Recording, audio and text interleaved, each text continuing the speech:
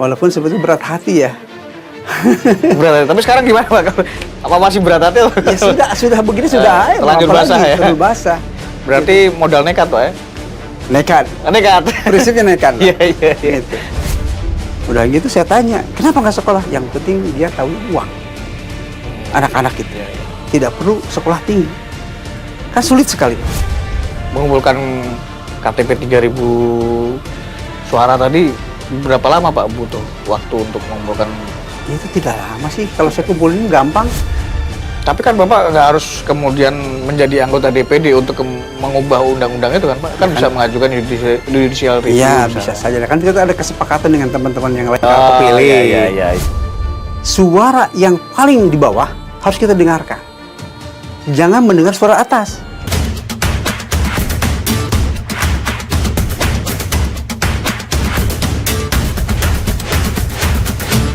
Assalamualaikum warahmatullahi wabarakatuh. Kembali lagi dengan saya Agung Yulianto Wibowo, Content Manager tribunbanten.com.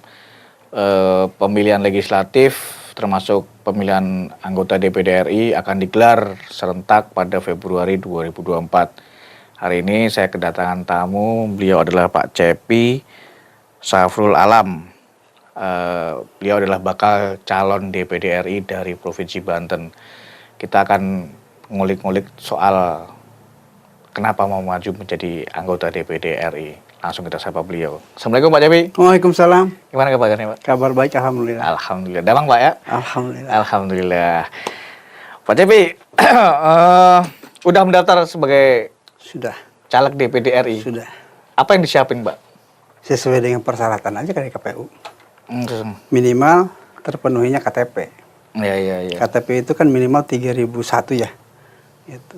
Minimal. Sudah terkumpul tuh Pak ya? Sudah selesai. Itu dari mana, daerah mana Sebanten. Pak? Sebanten ya, Iya. dari Banten ya. Sudah siap berarti Pak? Insya Allah siap. Kenapa pengen maju jadi DPD RI Pak? Ini pertanyaan berat ini. Lah itu kan alasan, latar belakang kan? Iya. Sebetulnya secara pribadi nggak ada sih. Awalnya nggak. Keluarga saya juga tidak setuju. Oh nggak setuju Pak ya? Tidak awalnya. Karena saya menyadari sebagai mantan ya aparatur sipil karena sudah pensiun. Ya, pensiunan ASN ya? Iya, ngukur diri lah. Ngukur diri. Tapi karena teman-teman yang mendorong terus, ayo dong. Dari birokrat ada yang masuk. Gitu ceritanya. Karena menurut mereka itu dari mantan birokrat nggak ada. Gitu ceritanya. Saya bilang, saya sampaikan apa adanya. Saya nggak mampu, takut saya, gitu. Setidaknya kan, Iya. menghadapi seperti ini paling tidak ada bekal, material gitu. Duit lah ya? Duit lah, setidaknya kan. Iya. Saya nyerah lah di situ terus terang aja. Tapi karena mereka memotivasi saya, udah maju aja dulu, nanti urusannya di belakang. Mereka yang mendorong, memotivasi saya. Ya sudah kalau begitu, saya siap aja. Siapa nanti yang ngumpulin KTP? Kami semua. Itu ceritanya. Akhirnya ya, saya tanya istri saya gimana? Ya sudahlah kalau mau begitu. Kita kan sudah merasakan. Kalau nggak punya uang gimana ceritanya? Iya. Gitu. Kapan itu Pak didorong teman-teman kan kemudian mengiyakan? Itu di bulan Desember. Desember 2022? Iya. Desember 22 saya didorong oleh teman-teman yang lain ya. Ya kita bismillah aja kalau begitu. Mudah-mudahan benar adanya. Itu setelah teman-teman mendorong, Bapak mengiyakan dulu atau kemudian meminta izin istri terlebih dahulu Pak? Itu ada istri saya juga dalam diskusi. Oh ada istri juga? Ada. Ya, berarti bareng-bareng ngariung gitu ya? Iya. Walaupun sebetulnya berat hati ya. Berat hati. Tapi sekarang gimana Pak? Apa masih berat hati? Ya sudah begini sudah. Terlanjur basah ya? Terlanjur basah. Berarti modal nekat Pak ya? Nekat. Prinsipnya nekat lah. Iya. Gitu.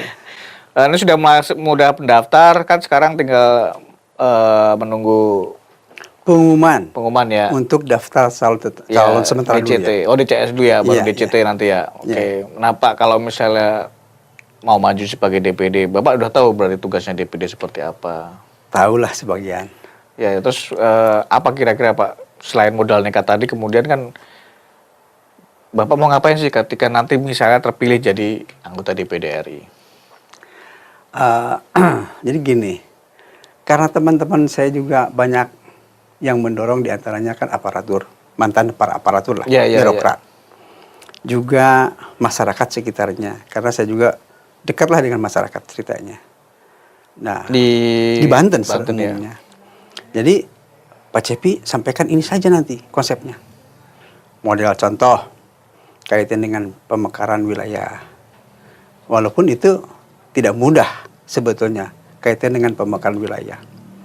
Kedua, kaitan dengan masyarakat pesisir yang sulit tersentuhnya, ya, sulit sekali diselesaikannya. Kita tahu masyarakat pesisir itu kan dari dulu gitu-gitu aja. Iya, iya, iya. Pesisir itu termasuk di daerah Sewilayah Banten aja. Banten aja ya. Keseluruhan.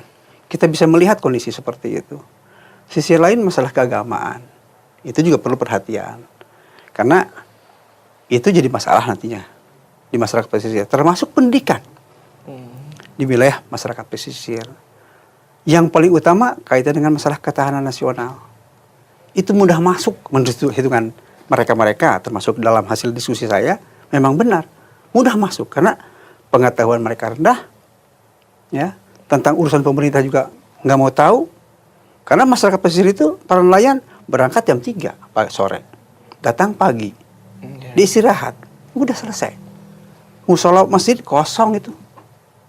Kapan mau sekolah? Udah gitu saya tanya, kenapa nggak sekolah? Yang penting dia tahu uang. Anak-anak itu. Iya, iya. Tidak perlu sekolah tinggi. Kan sulit sekali. Nah ini jadi tantangan buat saya. Artinya PR saya lah. Itu diantaranya yang pokok.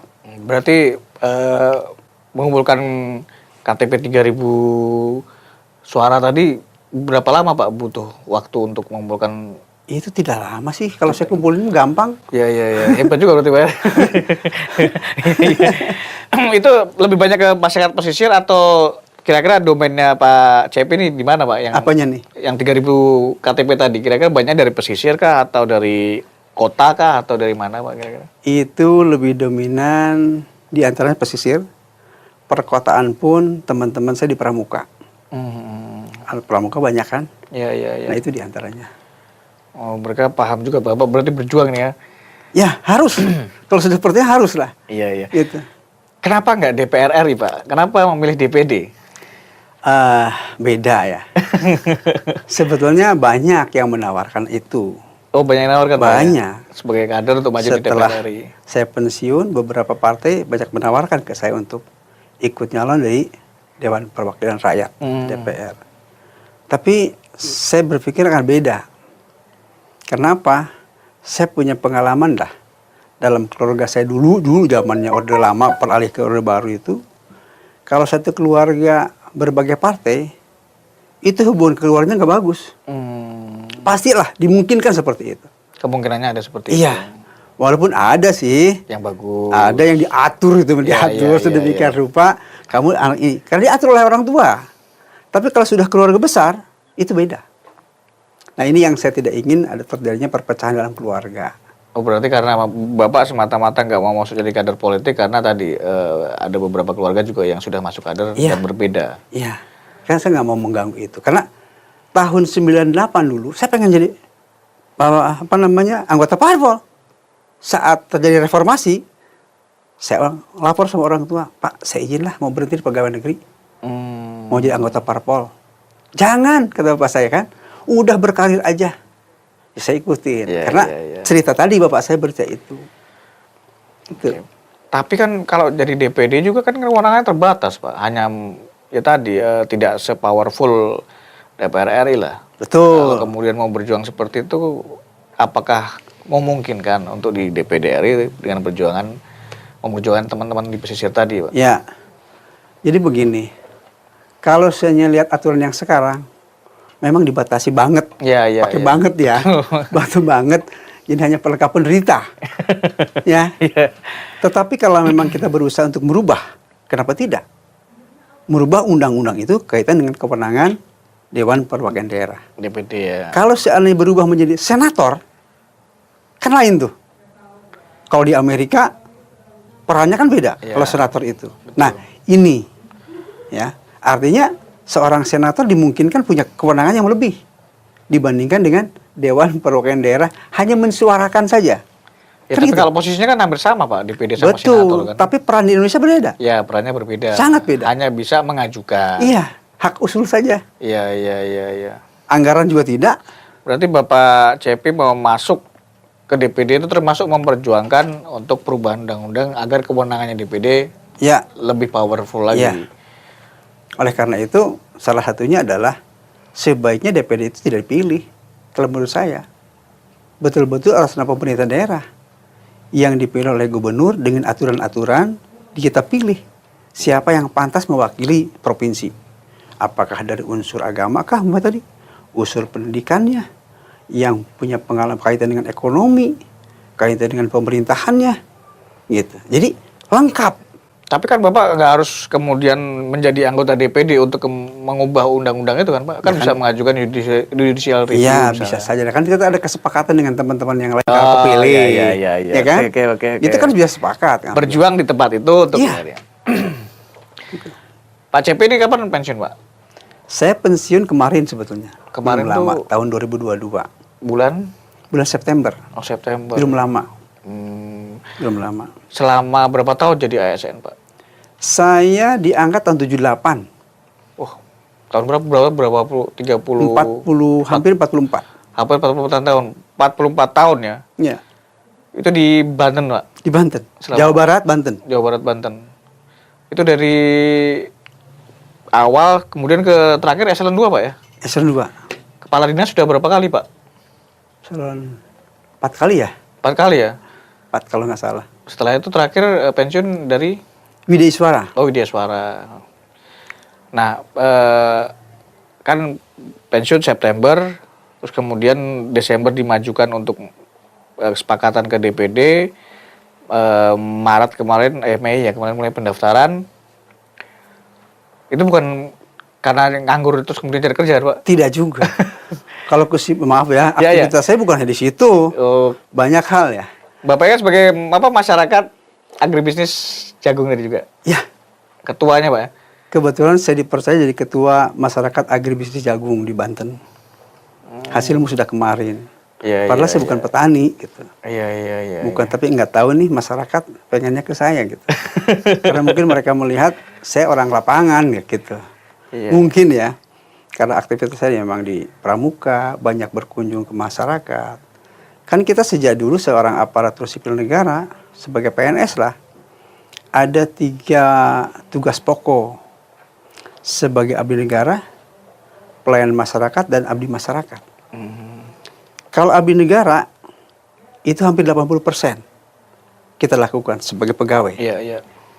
Saya anggap yang 20% itu adalah sebagai abdi masyarakat. Nah, saya selama ini sebagai abdi masyarakat tidak pernah seperti pegawai negeri. Dan saya tidak pernah mengatakan saya pegawai negeri. Saya sebagai masyarakat biasa. Tetapi konsep-konsep pemerintahan juga harus disampaikan kepada masyarakat. Oke. Kalau pelayan masyarakat tadi berapa persen, Pak? Waktu seorang aparatur sipil negara aktif 20%. 20%. Hitungan saya. Pelayan masyarakat. Iya. Abdi masyarakat. Iya. Pengabdian ini harus full. Lebih Jangan- besar pengabdian negara dibandingkan pengabdian masyarakat, Pak? Iya dong. Oh, Pada iya. saat kita masih aktif. Aktif, ya.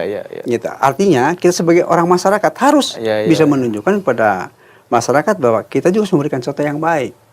Memotivasi, memberikan inovasi kepada masyarakat. Baiknya seperti ini kita.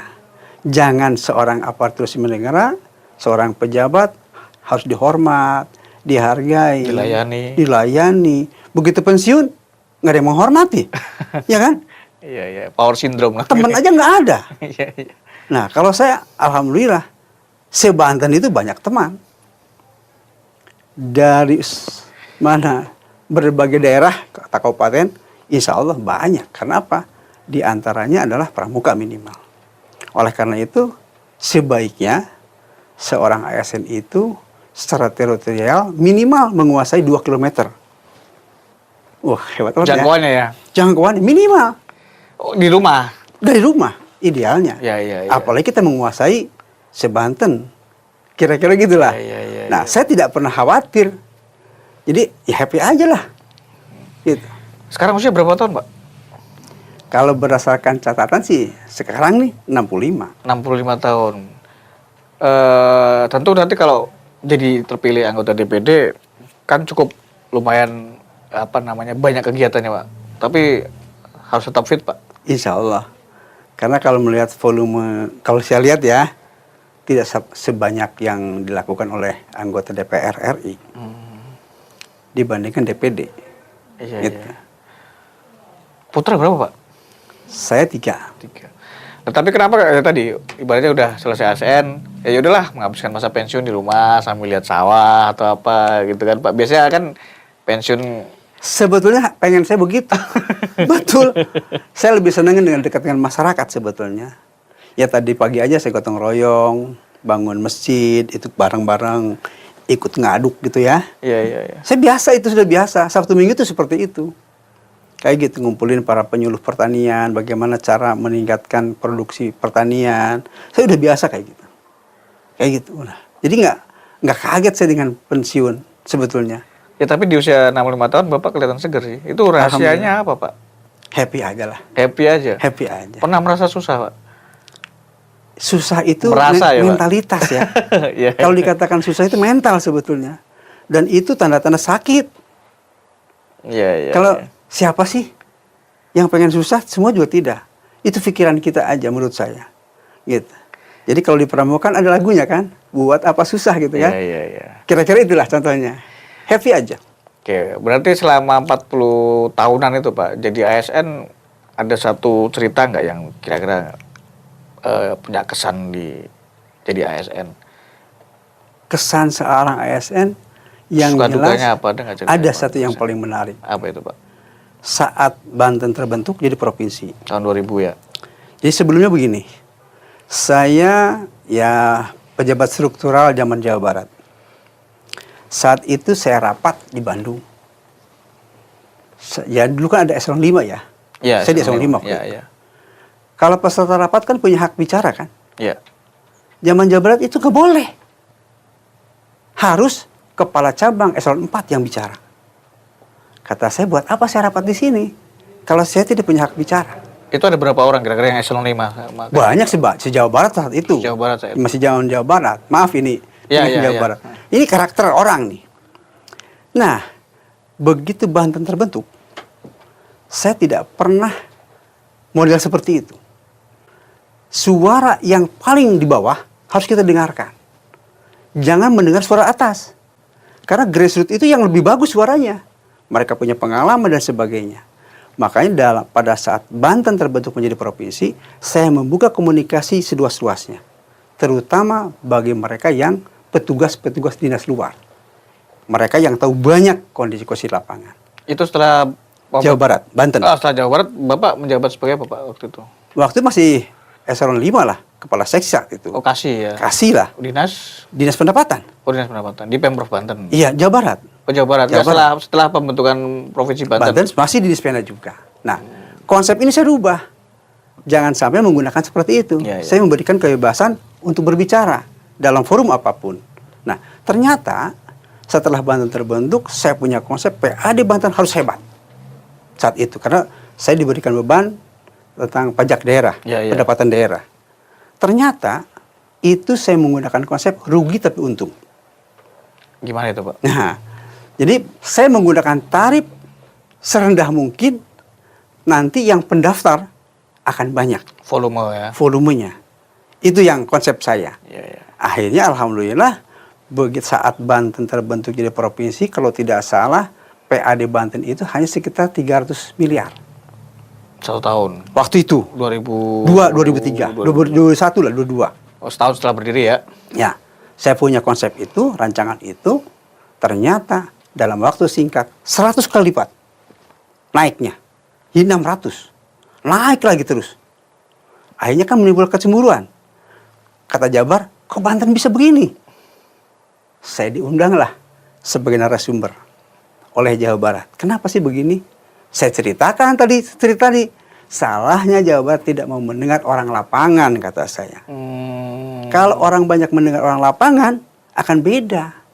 Jadi jangan menunggu Bapak senang saja.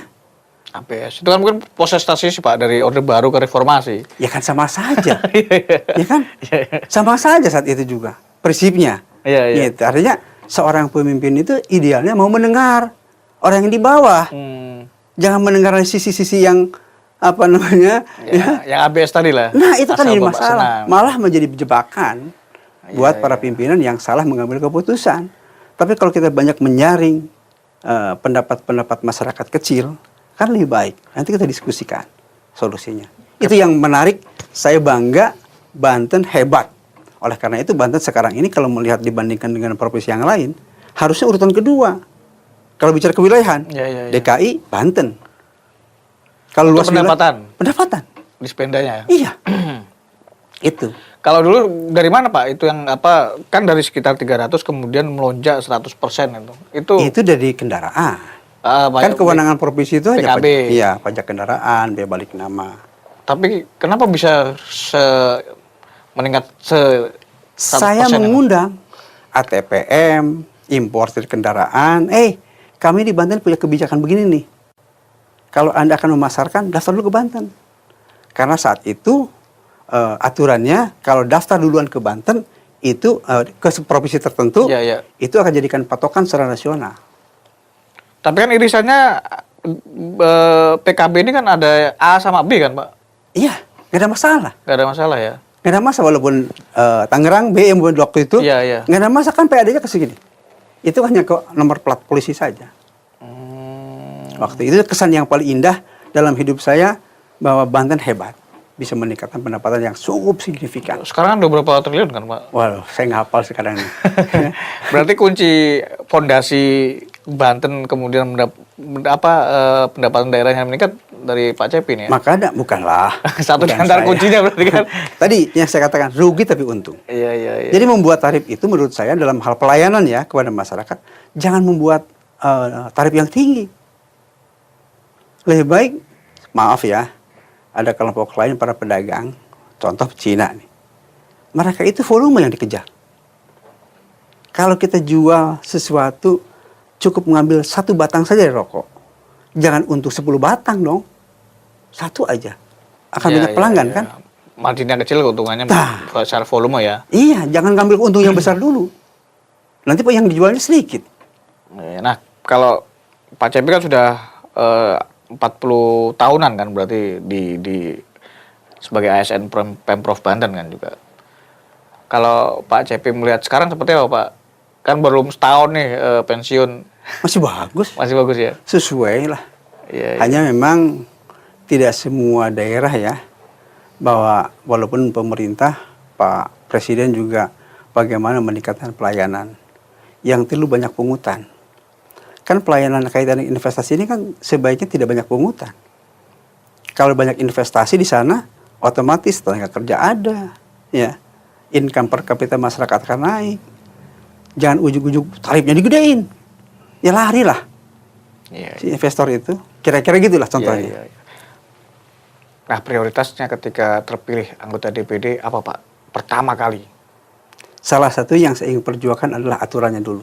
aturan tadi, setelah Iya. kewenangan tadi ya. Iya, karena itu yang paling potensi. Iya, iya. Biar iya. kita tidak bukan pelengkap penderita gitu menurut saya.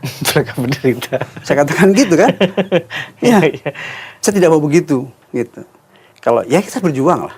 Tapi kalau misalnya nanti kemudian 5 tahun itu tidak ada perubahan, bagaimana Pak kira-kira Pak Cepi? Ya itu titipkan ke berikutnya lah. Berikutnya. Tapi Iya. masih ada kemungkinan mencalonkan kembali ketika sudah terpilih Pak? Wah, saya enggak lah. Hah? Saya nggak tahu lah itu kan. Kita kan nggak tahu waktunya. Iya, iya.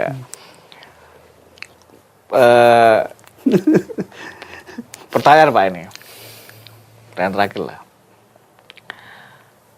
Ketika jadi DPD, ada gak kemudian hasrat untuk kemudian masuk ke politik praktis yang bukan, kalau DPD kan perorangan kan Pak, kemudian yang berafiliasi sama partai politik Pak? Sebetulnya DPD juga sudah politis. Iya, iya. Pada prinsipnya.